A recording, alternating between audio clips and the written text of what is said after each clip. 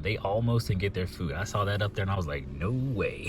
What's up, riders? What's up, drivers? Here's just a few quick things about Cornershop that I'm doing today. I just want to show you this real quick. Not a crazy ride-along video, not my typical one, but just a few little things I wasn't able to put in my original video as I'm learning more about Cornershop. And if you're new and find any of this randomness helpful, hit the subscribe button and like this video. Go ahead and do it real quick because it's about to start.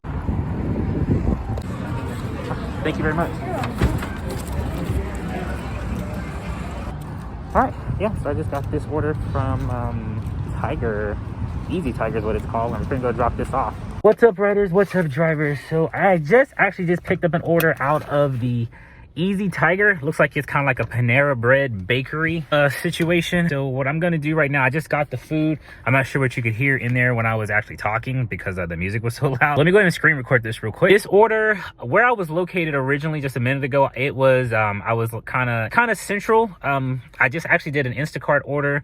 It was like $25. It was a pickup from Costco, and where I was to get up here was like 17 minutes, so it was a bit of a drive, but this order was $31 payout. So I'm gonna go in here and just show you guys what's going on. So this is the restaurant I came to. So what I did was just went in there and just said, I'm with Cornershop, I'm here to pick up an order for the customer's name. And she's like, okay, cool. She asked me what they wanted. I just showed her my phone, she typed it in, and that was it. So I'm just gonna go ahead and say, yeah, we got that. It said it was $6, and I'm gonna say we got this one, and it also, we only got one of those, and it was $8.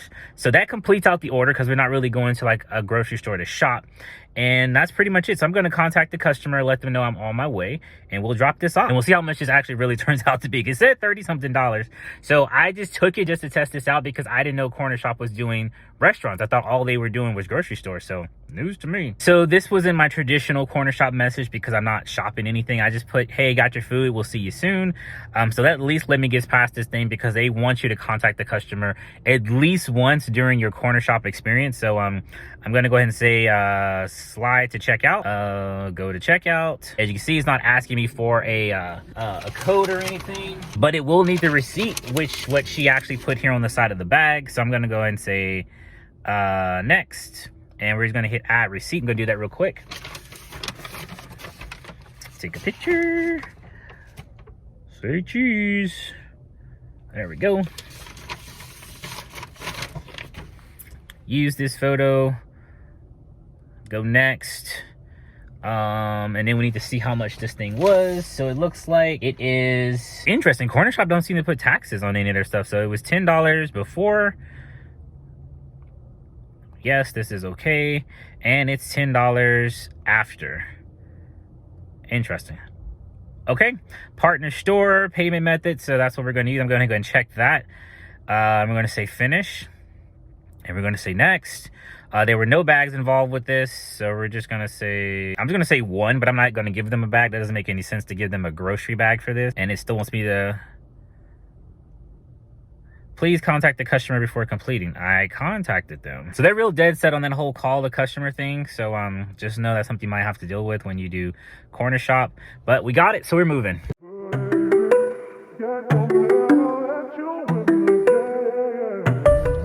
And we're on the move.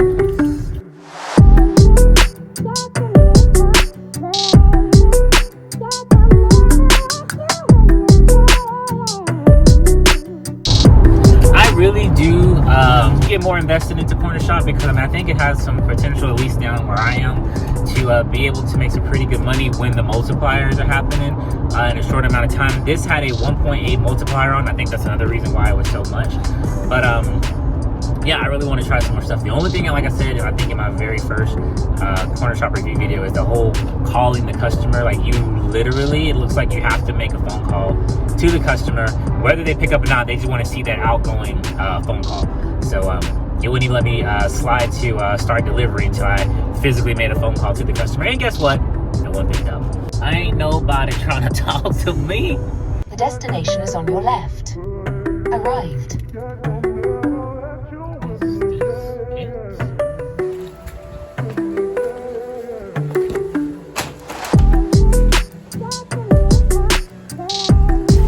We got that order done. The one thing about Cornershop is their multipliers. That's probably why this order was so much. What do you guys think about that? Because it feels like Cornershop is paying more to do or have us do the orders and not so much relying upon the customer's tip, which we know with Instacart sometimes can be non-existent. I don't know, I kind of like the fact that they are pushing the money out. So the best time, like I always say, to work for Cornershop is when they're doing the multipliers, because the customers can't tip in the app. And you'll have to forgive me, I just from talking to a few people, I think maybe even in the comments someone said the customers can't tip inside the app. So they may be able to give you like a cash tip or something, but I don't know how that works. Because I think about it, nowhere in the breakdown of their earnings does it show like a customer's tip. It's just the payout, and I think that's Cornershop is footing the bill on that.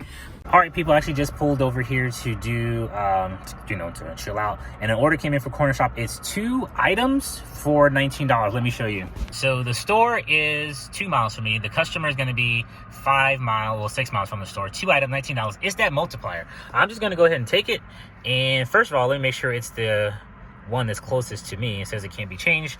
This is going to be the Ben White store, so I'm going to go ahead and take this one and move on to my next order.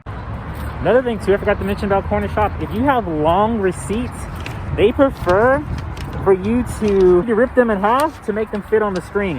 I had an issue where I took a picture of a receipt and it wasn't the full receipt, it was just like the part that got, where the items were, but they want to see the whole receipt. So they recommend if the receipt's too long, rip it in sections and then submit it to them. All I'm doing right now is about to put this stuff in this bag. They want you to use the Cornershop bags. And whatever you do, keep your receipt. I actually threw the receipt away and had to go do a little dumpster diving in my own garbage can to find it. Thank God I didn't take the trash out, because I guess I would have to go back to the store and ask them to reprint one, because yeah, I threw it away. But I found it, I submitted it, and it looks like everything's good. They wouldn't let me start my other shop until I finished it. It said you have a task to complete, and the task was re-uploading a receipt. They said it was too blurry and it wasn't the full receipt. So like I said, guys, just rip it in sections and take one big picture of the receipt. All right, I just dropped that order off for the customer, and I keep getting this message saying that I'm about to run out of bags, although I think I have plenty for what I do in Cornershop. I'm gonna go ahead and just put in a request to see about ordering some, so we'll kind of be doing this together. Let's see how well I do. So we're gonna go to account. And then there's a place down here called Shopper Center. That's where you want to go. And then in the far right corner, there's 3 little lines that you want to click on, and it brings up this other kind of hidden menu. And you want to go down here to where it says materials. Now in materials, it says I have 7 bags left, but I think I really have more. But we can see this button right here that says request supplies. I'm just doing this as I go along. I have no idea if this is even going to work.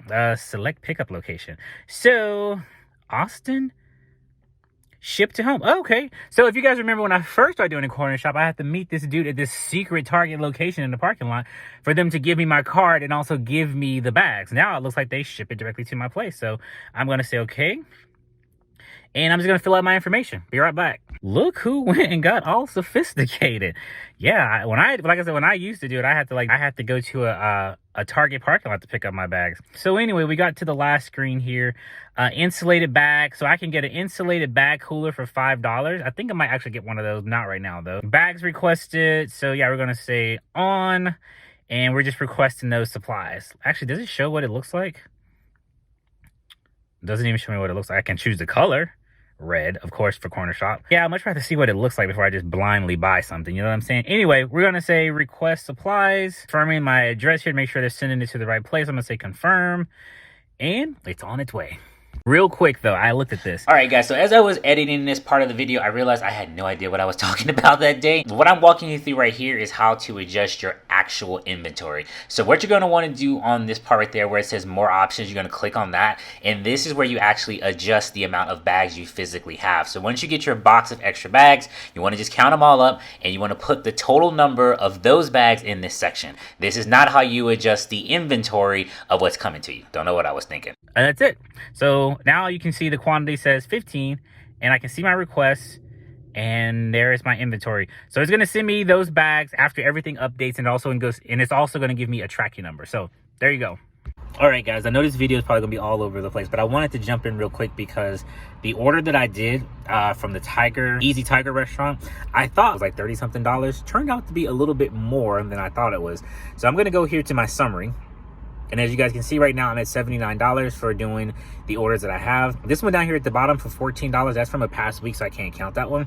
But here are the other 2 that I've done for today. So as you guys can see, the one for Easy Tiger, that's the one here in the middle. So it was $21 to pick it up, and then to deliver it was $23. So just from that order alone, like, that's a pretty hefty chunk of change. As for new incentives this weekend, cool. So then when I went to Randall's to pick up those 2 other items, here's where I got the $19 payout. So we can look here and see how they multiplied this. And again, this was just 2 items picking up from a restaurant and dropping it off. And I really wasn't planning on talking about Grubhub today, but they really putting salt in the Kool-Aid these days. So real quick, one thing. So there was an order. I'll actually show you guys here, if I can show you on the screen. Let's go to Grubhub. We're gonna go to, what would it be, tasks? No, we're gonna go to earnings, and we're gonna go to view earning activity. Okay, here. So on here, Grubhub, Panera Bread, I missed that one. I don't know what I was doing. Oh, I was on call for this one. So you see it, the one up here where it says $1.19. It's for Mr. Getty's Pizza. So I got that order as I dropped off the Cornershop one that was for $19. Okay, I was like, okay, cool. Let me go ahead and knock this out, you know, keep it moving. This order was supposed to be about $10. I drive over there. I think the drive over there was about 10 minutes to get to the actual restaurant. This restaurant, guys, looked like it was abandoned for years. I hope I actually saved some of the pictures on my phone so I can show you just how desolate this place was. I mean, there was graffiti everywhere. If I don't save it, take my word for it. But anyway, I called Grubhub and I'm like, hey, I ran over here to get this order, and as soon as I drove into the parking lot, the customer canceled. Like, what do we do from here? He's like, oh yeah, I do see the customer cancel it. Both just kind of quiet on the phone. I'm like, so do y'all not give anything for attempting to pick up the order? Well, from our system, we don't show that you hit arrive. We don't show any kind of indication that you're at the restaurant. You shouldn't drive at the restaurant at this point. You can move on to your next order. I'm like, well, it seems like you're misunderstanding what I'm saying. I have driven to the restaurant. I am here in the parking lot of the restaurant, and this place has been abandoned. Why is this even on your catering list? Like, why is this even on your list of places to shop? And he just went back and forth with me and said, oh, we can't see that on our side. So after the Grubhub order, I had the Sonic order to do. So in your system right now, you don't see me active on the GPS marker at all, even though I have an active order to run to go do right now. He's like, no. But what I can do is send you a link through your text message, and you can plead your case with, I guess, the Grubhub gods. I'm like, just so it's on the record, I drove to this place. You're not giving me any compensation, and yes, I will text message or email these Grubhub people. Grubhub pays more, but they put you through a bigger headache. It's not easy to cancel the order, and after doing that, it's just like, dude, like, why would I lie? Why would I drive over to the restaurant if the customer canceled it beforehand? You know what I'm saying? Like, if they canceled it, I was like, oh, let me just drive over there and see what happens. Why waste the gas? So yeah, he was under the impression that I was at one location about to drive to the location, but he obviously didn't hear me in the beginning when I said, dude, I'm here. This place looked desolate. It's spray painted up, like the sands of time have taken over this place. There's nothing to pick up. But I feel better now.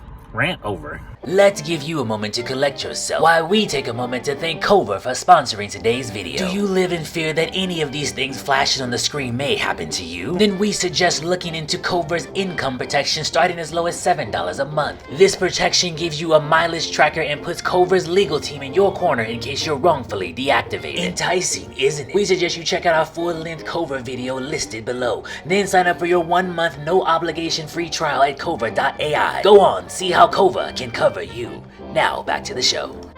So I'm going to be out here working for a little bit more today. Here are all the apps I worked toward the end of this day. And this is the total of all the apps added together. So this was a quick little insert video, guys. I'm probably going to start dropping a few more of these just to get some more stuff out there to you. You know, it's like, what, about 4 years before I put videos out. But if you are new to this channel and enjoyed this little quick insert video, and if you're one of my old subscribers, do hit a like. And if you are new, don't forget to hit subscribe and join me as I do more of these ride-alongs and do multiple apps trying to make a little bit more money to keep the lights on. Until the next ride, guys, peace.